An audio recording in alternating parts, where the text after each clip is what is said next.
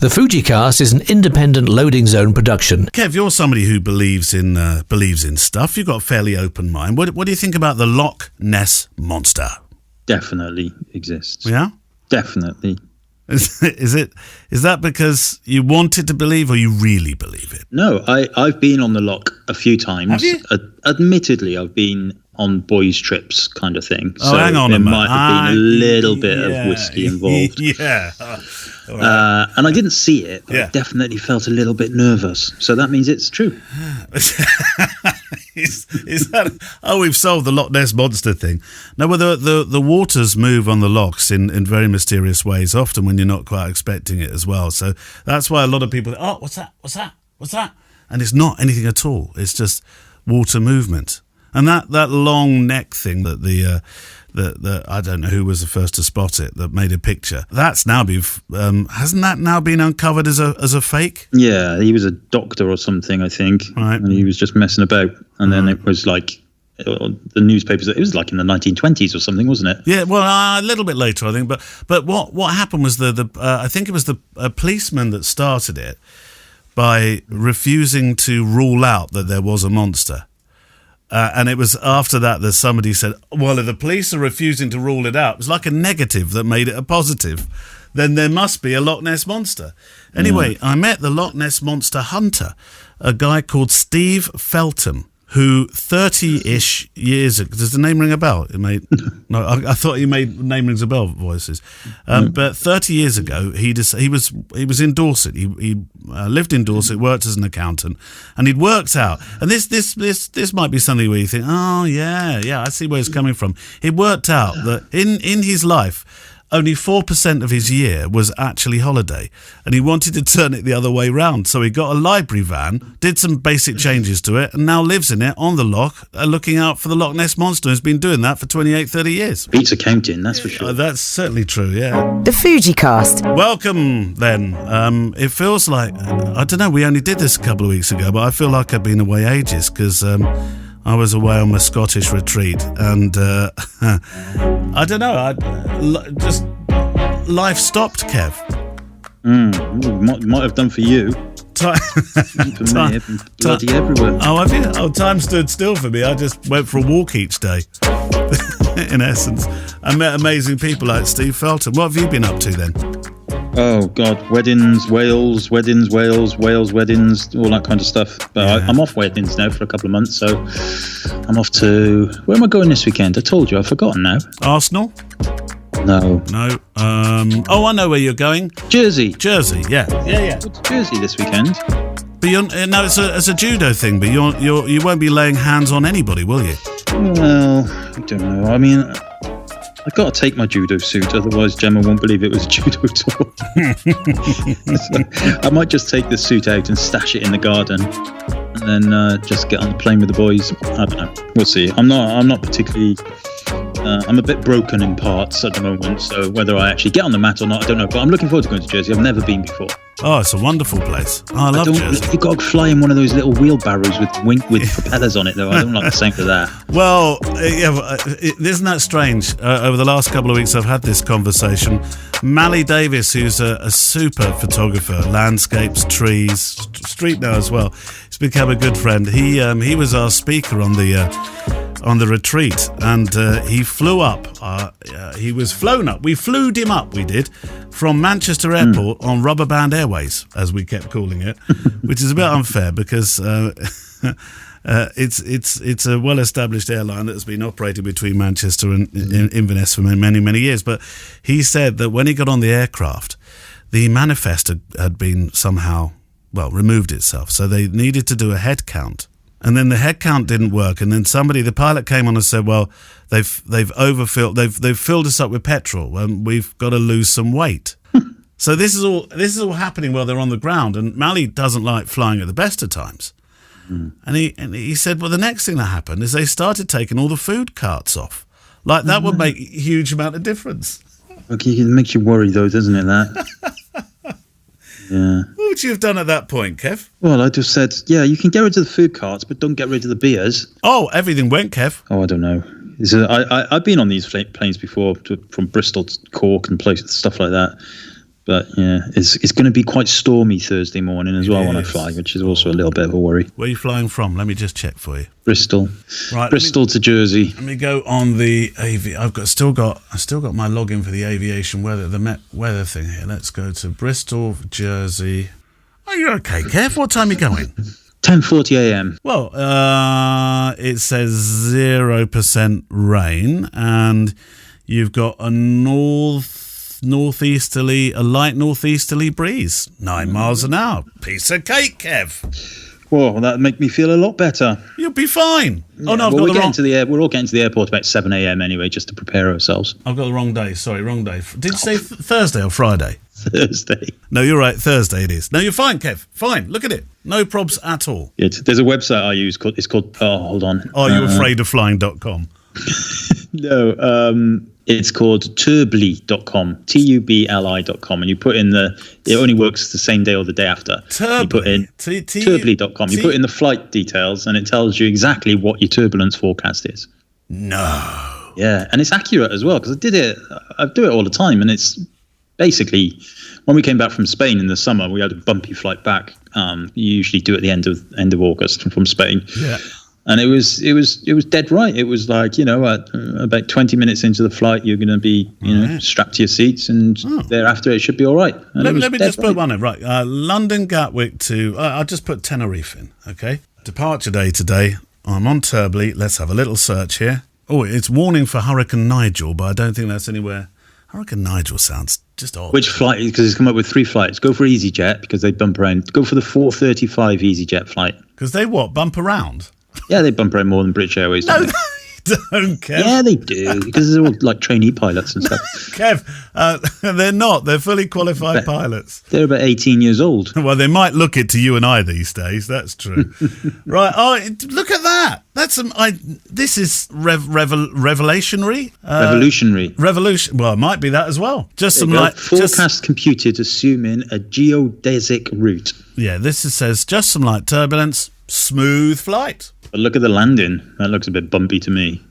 No, that doesn't look so good, does it?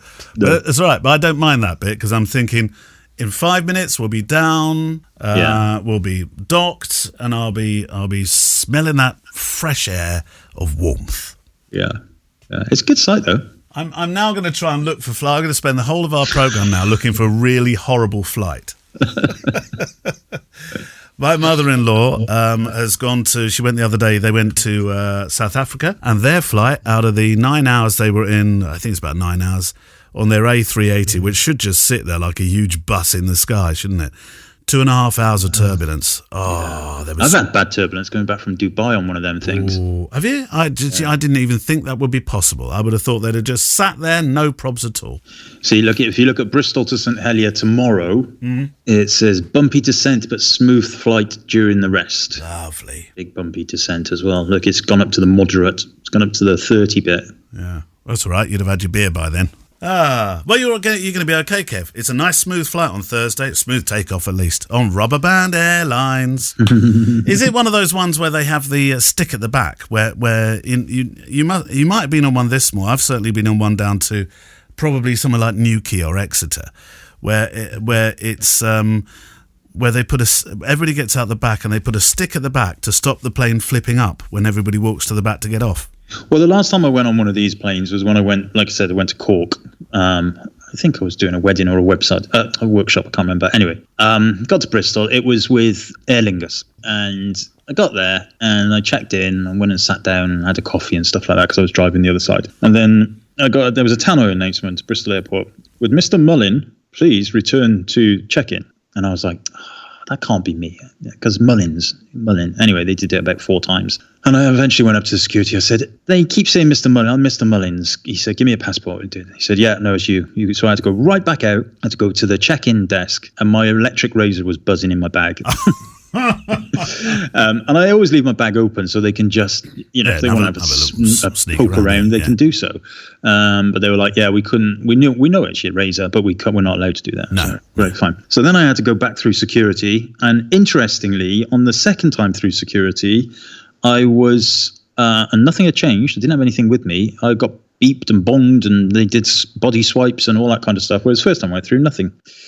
Anyway, I get on the little bus out to my Aer Lingus plane, and I pull up, and it's only an Eddie Stobart plane. Stobart Air. Oh, that's cool, Kev. Stobart. It was the fellow was just leaning out the window. I was like, No.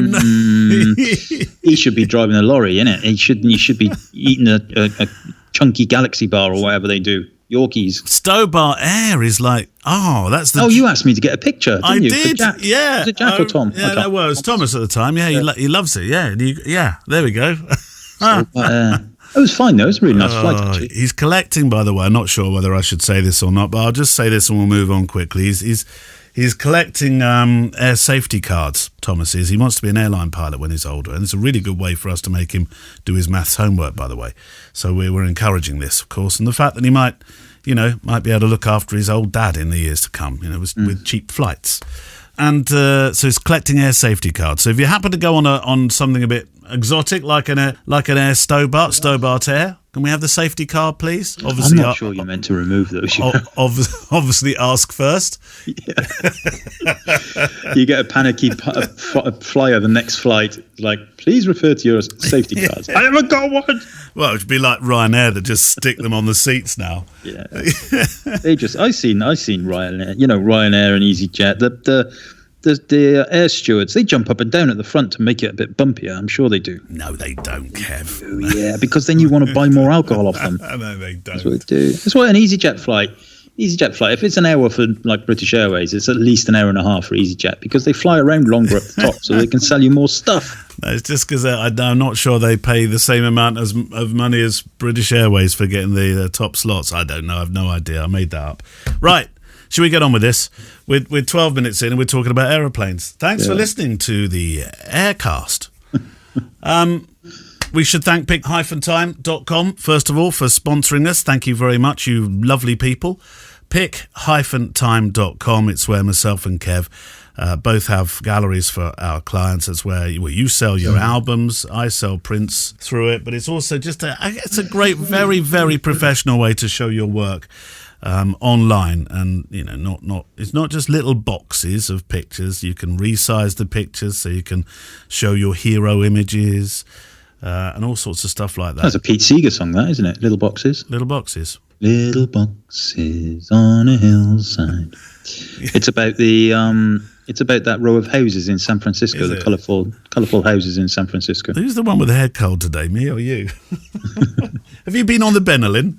No, not yet. I don't do that until about 3:00. Yeah, I had an email actually. There was a message in the group about pick time, and somebody was saying they were struggling to understand if it was multinational, i.e., it seemed to be all geared up for American things, but it's absolutely not. I think that's just the default. You go into the settings, change it to sterling, GBP, all of that kind of stuff. Everything is British then, or of course all your other languages that they support, which is hundreds. Yeah. Go to pick-time.com. Then when you get to the area to join up, just use FujiCast. We always say it. What do we say, Kev? In uppercase. In uppercase. I don't think it makes any difference, but just do it to humour us, and you can get 1 month free of charge. Right. Shall we start? We should. Right. Do you want to go first with the Facebook group? Or I'll go first, yeah. So, and only because it answers a kind of weird bit as well. So this is from Patrick Kelly. It says, sad to hear that Kev will be retiring from the show. We've got this for months to come, by the way. But I hope to get this in before the end. So before we go into the question, Patrick, I'm not retiring from the show. The show is continuing. I'm just going to be doing a little less weddings, a lot less weddings, but everything else will remain the same. So, it was a clickbaity title, and there we go. It backfired on us. Did a bit, yeah. Anyway, the question is, I learned that the Nissi filter kit, which I got for my Ricoh GR3, also happens to fit on my X100V with the filter mounting extender ring thing. Right. With the included 6x and 3x ND filters of the Nissi filter kit, plus the inbuilt ND filter of the camera, I find I can do a 60-second exposure in full daylight. It's fun to play with. To bring this round to an actual question, what's been your experiences in using too slow shutter speeds in weddings or portraits? Have you tried it? Gotten good, bad reactions? Cheers. Don't they become just that new form of art? I was going to say, isn't that the thing now? We talked about that before. How to focus pictures. Yeah. Yeah, I don't. I used to have, when you're shooting, weddings in our case, but events for other people, I suppose. Like a little kind of tick list in your head of things you like to do. And I used to like trying to get the what do they call it, like the waiters and waitresses, whatever they call them, coming into the room with all the plates of food. I'd try and do that slow with a drag. Yeah. Get that element of movement and motion. I haven't done it for a while, but I've done that one as well. I might have copied you on that one, Kev. I don't know. Yeah, it's quite nice that. Sometimes it's possible depending on the layout of the room, and I like it if they're all dressed the same and they've got their gloves and they all walk in groups of 5 to deliver 5 at a time. Yeah. That's quite a nice shot. But other than that, no, nothing really. I think that's the only reason I've used it as well. And as I say, I think I might have seen one of your shots once on that and been greatly inspired. But I've also used, I suppose, during the first dance, Kev, maybe that would count as well, where you think, a little bit of movement might be nice here. That's true. I have also done that. If there's a balcony, I like to get the normal stuff and then go up on the balcony and stick a slow-mo on and get a bit of motion. Yeah, see people sort of whirling around. But apart from that, no. There is this thing, we talked about it. There is this thing at the moment about very movement-y pictures in certain styles of wedding photography, isn't there? Seems to be a thing. Yeah. I think wedding industry is running out of things to make things. So they've gone right back to the beginning again. Yeah. Somebody introduced me the other day. This might be an American stroke Canadian idea, not quite sure, but it seems to be from your neck of the woods, where people are spinning their tires on the car, making loads and loads of smoke, and then in essence there's a smoke bomb for the bride and groom that are standing at the front of the car and kissing. Have you seen that one? No, I haven't. Coming to a wedding near you soon, Kev. Oh no, I forgot you're retiring just in time. Yeah. Yes. Sorry, I'm just replying. I just did my little emoji thumbs up to Patrick to say I've answered his question on next week's show, or the show coming up, and then somebody replied saying, "I didn't realise Kev was retiring from the show," so I'm having to reply to them now. I'm not going anywhere. Yes. So yes. Yeah. I mean, there's a lot of good. You know me. I'm not a big fan of kind of the milky, watery type, stuff. But there's good people are doing good things with the in the landscape world with ND filters. That's for sure. Yeah. And people often forget the X100V has got, I think it's a 6-stop ND now. It used to be 3. I think it's 6 stops now. Is it 6? I thought it was 5. Oh, it might have been 5. Yeah, I know it was more than 3. Let me just check that. How many stops? 3 stops was generally enough to get a good exposure in the daylight. In the X100V, we now have a 4-stop filter, so 4. Yeah, there we go. I do use, on the occasions I do take my X100V to Spain with me, I do generally just leave it on the ND filter all the time. Yeah, I've used it the last couple of years in Scotland when I've been photographing. If it's bright day, then you're on a bit of a hiding to nothing. But I've used the ND filter and got some nice sort of, I know it's not your favourite, but nice cotton wool water in the lochs around big stones and stuff. It's that X100V is a very powerful, very capable, very able bit of kit, which I see, by the way, from a conversation we were having around the table last week, is in short supply again. We've been in short supply for ages. Well, don't forget. I'm not short supply. No. About a month. Do you remember about a month or a month and a half ago? Maybe more. I don't know. We looked to the site and suddenly, boo! There were loads. But I don't know. I can't remember that. To be honest with you, but they're not easy to get hold of. Anybody want to buy mine? Do you want to sell it? Yeah, I'll sell it. Anything's got a price. Really? How much? $1 million. Oh, won't be buying that one. Complete with scratches. Yeah. Sweat stains, ripped cover. Nice. Oh, if somebody said to you 1,200 quid, what would you say? No, because that's not even. No, I wouldn't. I would. No, I'm not going to say I wouldn't sell it, but no. 13. Because it retails for more than that. Yeah, I know, but yours has got scratches and stuff all over. 1,400 quid. That's character. They should sell them starting like that. 14. What about 14? No. 16? No. 17? No. 2,100? You would be thinking about it. Oh, it's starting to move now. All right, well, we know your price. Shan definitely begins with a 2. Shan Tamuk. Hi, Neil. Not really. It's just to me, this one. So I did come to FujiCast. Not quite a photography question, but I figured you'd be the person to ask. I made the mistake of suggesting to my boss we start a podcast at work for the area we work in, to which I was involuntarily volunteered to be the host. I've been learning as much as I can about audio recording and the subsequent processing steps like compression, etc. But in terms of the actual hosting and interviewing side of things, do you have any tips that you yourself have discovered over the years? Michael, I've worked in it 30 years, Shan. I'm not quite sure I can get that down into 2 minutes. Maybe something you wouldn't find within a typical YouTube video. I have to say the YouTube videos do cover this area really well. But I don't know. I mean, you can do it in 2 minutes. Go on, ready? I'll start the countdown. Ready? It's like you'll have to talk over me counting though. 120. I can't do that. Kev, I've got brain fog. 118. 117. Kev, no one's going to hear anything that's being said. I don't know what. But I tell you what, you could do the same as what Mullins did, which is what I would do if I was starting again now, because I have a lovely studio set up. But I think, what's the one you've got? You've got the Rode. I've got the original Rodecaster, haven't you? So there's a new one now, which I think Steve Vaughan bought. But I haven't got the new one. Yeah, I've got Mark II, and I've got Mark I. They're both good. Mark II does a few more things with regard to what you can plug into the back of it. But really, you'd be fine with a Mark I. You're getting reasonably cheap.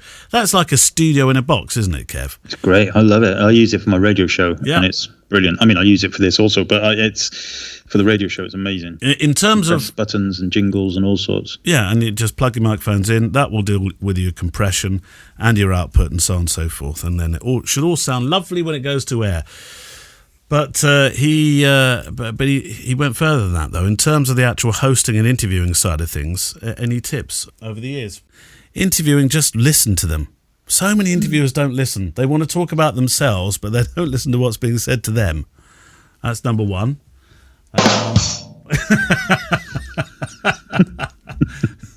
Thanks, Kev. And in terms of actual hosting, find yourself somebody you like. Oh dear. Shall I answer this one by email?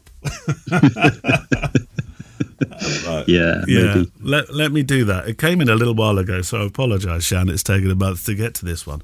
Best thing you can do is listen to people that you like on the radio or podcasting and emulate to an extent what they're doing. Don't copy, but just, emulate. Like people do when they photograph.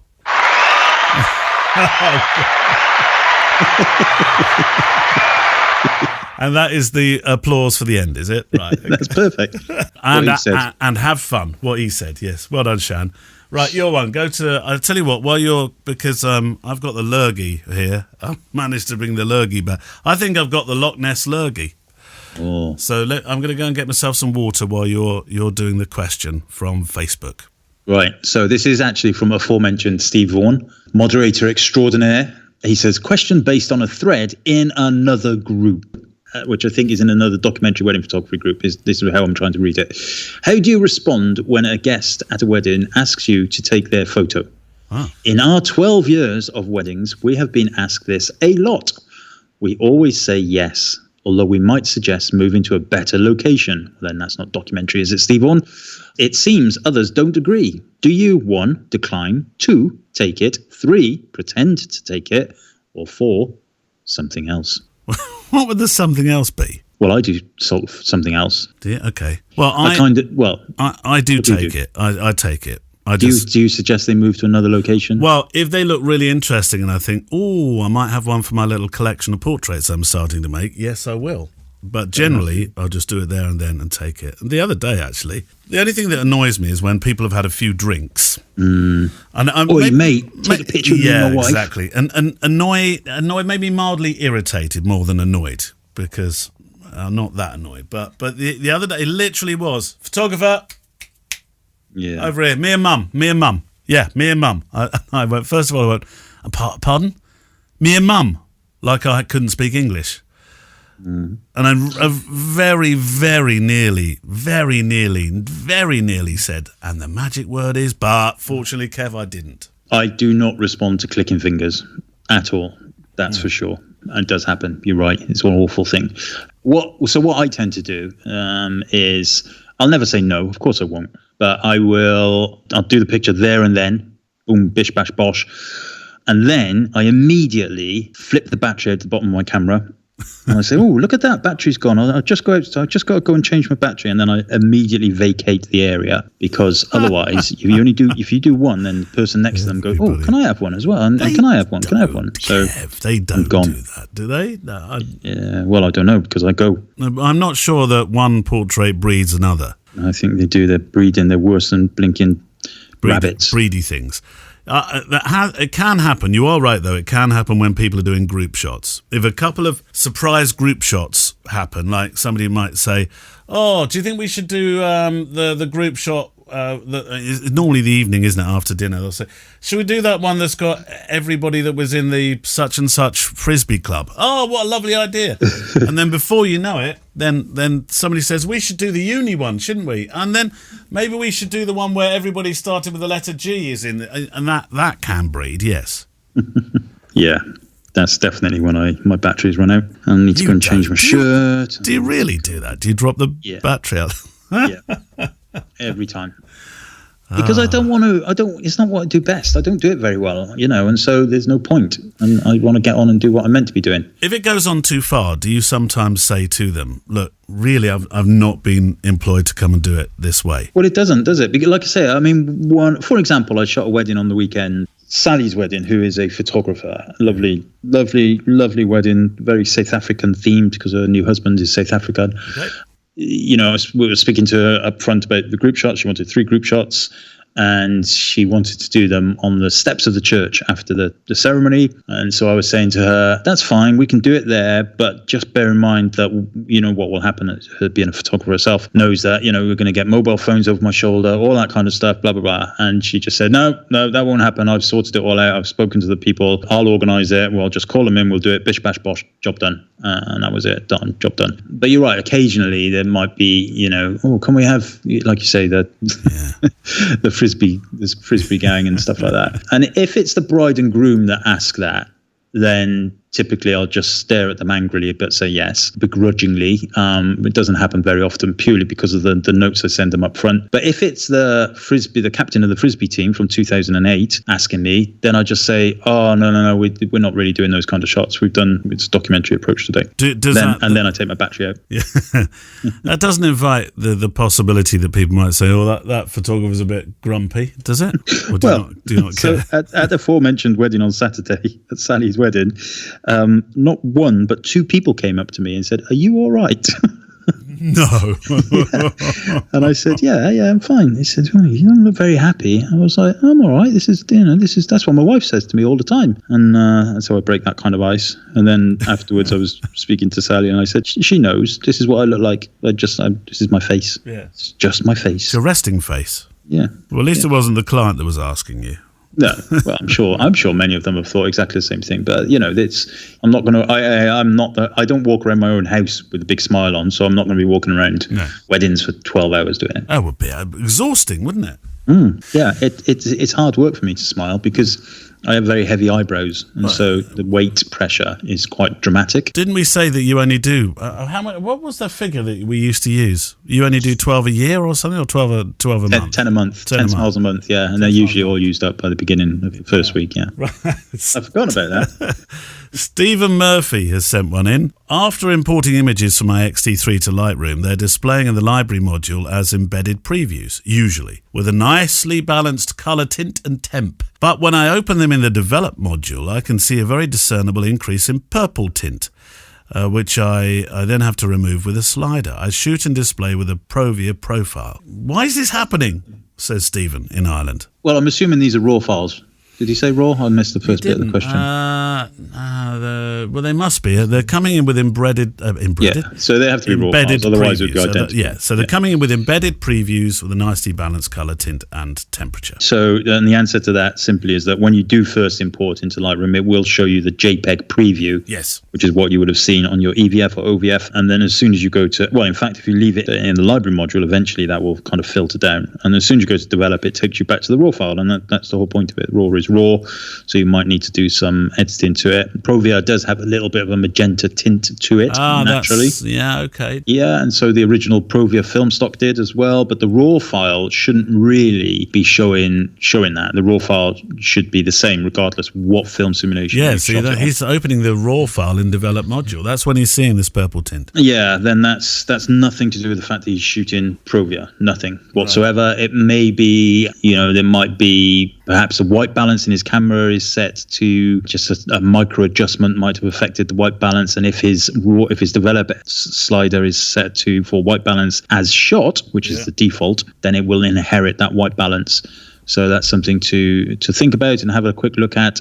But if you basically find that all your raw files are slightly off in terms of the hue that you want, and there's you're not inheriting the white balance or anything like that, then just create an import preset that adjusts it accordingly. And then when you're importing, on the right hand side of the import dialog box, you can tell it to run a preset during import, which will just slightly adjust that magenta hue all the way through. Thanks, Stephen. Best of luck. Right, we're motoring through these. We don't have a book today, do we? We're just motoring through questions. No. Right, go on. No. Let's go for another question, Kev. We should be able to put lots of emojis and ticks against all these. Oh, don't mention ticks.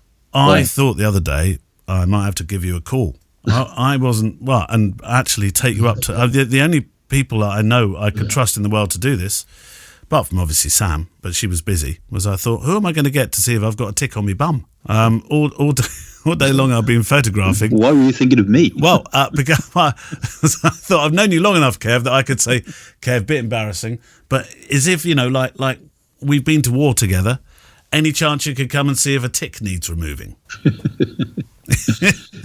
Has your dog ever had one? We brought one into the bed only about a month ago. Ooh. That was very lucky that we saw it before pulling the sheets across. Oh, yeah, horrible things, isn't it? Well, he looked very happy with himself. I mean, it didn't stay on him, but he's had his tick treatment. Yeah. Why can't humans have this tick and flea treatment like the dogs have? It seems to work for them. They probably just put a bit of it. They just dab it on the back of their neck, don't they? You just do that. No, we don't use that one. We do the pill one, and then we have to make him believe that it's rolled up in sausage, and the sausage is out, and then he you got one of them vets. Yeah. No, the stuff on the back of the neck doesn't work, sir. You need to invest in this really expensive version. I think they're both the same money. Although actually we have had to buy more pills in the past because he spits them out. Cheese, that's the way we get tablets down our dogs. Well, we've tried that. I'm telling you, he loves cheese, but he'll soon find the pill. Clever things. But those ticks can be they are in Scotland. There are a few, because there's a few deer hanging around, but there's a new tick variant in the south you've got to be careful of. This one's horrible. Nasty piece of work. Right where we live, you and I, right in that valley. I'll keep an eye out for that. Anyway, why were we talking about ticks? I have no idea. You wanted me to come around and look at Sam's bum. No, I didn't. It was my... Did you mention tick? No, you did. What were you reading out? It was about random group shots at weddings. Oh, mate, it's time for you to start thinking about, getting your pension, I reckon. Whose turn is it to do a question, mine or yours? Well, I'll do it because I don't know if you're capable of reading one out. This is from Helg Corneliusson, whose wedding I actually photographed up in northern Norway a few years ago. Nice, very nice. Hi Kev, hi Neil, big fan of the podcast. I joined PicTime a couple of months after I started listening to you and couldn't be happier about how the photos are presented to my clients. There we go, boom. I heard you talking about selling digital files to guests of weddings and was wondering about how you set that up and how you come up with a pricing plan for that. Any ideas would be helpful. Cheers, from Norway. Well, go on, you launch first then, since it's your client. Yes. Well, in terms of setting it up, I have mine set up so the clients... You can set in your digital downloads area, you can set it up so clients, that's what I do anyway, that is, the clients have them full high-res download for free. Clients only though, not guests. You can set it up to be a bit more specific, so it can be things like clients only are free, guests are free, invited by photographer, which is usually suppliers, are not free, that kind of thing. However, I just keep it clients free, but not the guests. What do you do? I didn't quite catch that with regard to when you've got suppliers. So you've got the chair cover person, for example. Yeah, you're not charging them. Are you charging them? Are they going to do? No, I don't really get those kind of emails, but I'm just telling you that you can separate it out you can do it by individual emails if you wish. So, for example, their clients might say, "Oh, my mum and dad want to download the images," and then you can just add their email address into that list, that filter list, if you like. Right. So the easiest way to get to this is if you go to the gallery setup link in your gallery for your client. So in my case, I'm looking at a wedding gallery. You've got name and cover, photos, gallery setup, automations, all that kind of stuff. Under gallery setup, you've got an option that says downloads. It says allow free high-res downloads or allow free websites downloads. So I check allow free high-res downloads only, not the web one. Yeah. And then in the more settings box, you can expand on that. So it says allow free high-res downloads, and you can choose the actual or entire gallery or amount of it. So you might say you can download 5 for free or something. I choose all photos, main clients only. And then if you want to sell downloads, as it says here, users who are not allowed to download photos for free, i.e. not the main clients, will be able to buy them. This option requires enabling the product in your price list. That's where you go to your price list and you add up your digital downloads, and you can set whatever price you want there. So I charge £25 per one and £100 for 5. Right. Wow. You're a lot more than me then. Nobody buys them though. Right. Not the digital downloads. Yeah. Well, that's not true. Some people do, but very few. I made it a lot less quite a while back. Had a flurry of selling quite a few and then nothing. I think people just take their own pictures at weddings, Kev. Yeah. I mean, yeah. You also have to remember that most clients, I'm guessing, only share their wedding gallery with their immediate families. Yeah. They're not likely to send the link out to 90 odd people, are they? I've got one here. This is a story with a sort of a moral more than a question, and it's a reason why you should always use Flash. So I'm not quite sure how it's going to appeal to you, Kev. Would you like me to have a go at it though? Yeah, I'm already confused, but yes, go ahead. Right, okay. Well, look, it was from a letter we had. I think we did this on the last show. G'day, Kev. G'day, Neil. This is John, I think it's Debrincat. You know John, don't you? Yeah. I don't know his cat. John the Strobist from Melbourne. Really. JD Strobist. That's it. Enjoy listening to the FujiCast podcast. Toward the end of your latest, Neil mentioned Kev's mate Mark Dell regarding the shadowing of working photographers making TikTok images copying the pose. They were essentially just following, and this could work in other genres too, following the pro around and then making the same pictures that the pro was setting up. Do you remember the story? Mm-hmm. I have a possible solution. A few years ago, a friend of mine who runs a photo business in Melbourne asked me to assist him shooting a wedding, and I went along. On the day, fascinated, watching him darting around, getting lots of images. Later at the reception, I noticed a similar situation as what you two mentioned. My mate was setting up the bride and groom for a reception picture, and I couldn't help noticing about half a dozen people standing directly behind him, the photographer that is, with their iPhone cameras, all pointed directly over my mate's shoulder at the couple that he just spent so much time setting up. The money shot was being grabbed by everyone. I thought to myself, well, I don't shoot weddings at all. Probably best I take a photo as well to pass on to my mate. Since I'm his second shooter, just about everybody else in the reception hall is taking a shot. I noticed there was a stool. I stood on it, get a view of the couple, and there was already a dozen people in front of me. I couldn't see the couple if I hadn't got onto the stool. Taking my shot was really simple because my mate had done all the hard work setting it up. All I did was take the shot, but I did it with my flash. When I got down from the stool, a few of the guests asked to see my picture because they noticed the flash going off, and they were surprised because it looked much better than their phone screens. The only thing I did different was use a flash. My picture was no better than anybody else's, but in my opinion it looked completely different, 100%. You won't be able to copy just yet a picture taken with a camera and flash as opposed to a phone at the moment. I'm not saying that using flash is necessarily better, but it's certainly different. Anyway, I handed over the card to the pro photographer, my mate, at the end of the night. He showed the picture that I'd taken to the bride and groom, and they wanted a copy of that shot, so I was very happy. I recommend using a flash, particularly in situations when you want to be different. He's got a kind of point there, isn't he, Kev? Yeah, and that's why his Instagram is called JD Strobist. Yes. But yeah, no, very valid point. There was that urban myth, I don't know if it was an urban myth or whatever, back in the day where, if people were behind you taking pictures over your shoulder, and you had a flash in your camera, just turn the flash pointing to the people behind you and blast them in their face. That sounds like the stories of those that used to be in press packs. Yeah. You know, they're all on their step ladders or whatever, and they're at a red carpet event or something. And people used to lean around and, in the days of manual focus, Kev, they'd unfocus your camera. They'd just turn the focus ring. And that's what people used to... Horrible people. The way people treat each other, Kev. I know. P.S. Keep up the great work. Glad to hear Kev's dad is on the mend, and Kev is not retiring yet. Have we got time for one more? We might have time for one more. I think we've got time for one more, Kev. Go on, one more, Kev. One more song. One more song. Quick one. This is from Florian Merchin. Right. Very quick. It says, hey, I really enjoy the show and have a quick question. Do you use focus and recompose or shift the focus point with your joysticks? I beg your pardon. That's very personal. Yeah, I haven't touched my joystick since I was a teenager. Oh, Kevin. No, I use focus and recompose. Yeah, always focus, recompose. Always. Yeah. Very, very... I can't think of the last time I didn't... I'm talking about when I'm shooting weddings here. Unless you're using the much better iFocus, automatic iFocus thing these days. Yeah, I don't use that either. Do you not? I thought you were using that. No, don't have it. Mind you, I've got the XT5, not the XH2S thing. But XT5 has that as well, doesn't it? Yeah, it does have it. I don't use it. I've got to say, on the XH2S, that is a game changer, Kev. Still struggling with your focus buttons? No, I'm not at all. No, I'm all right. Thank you very much. Right, that's it.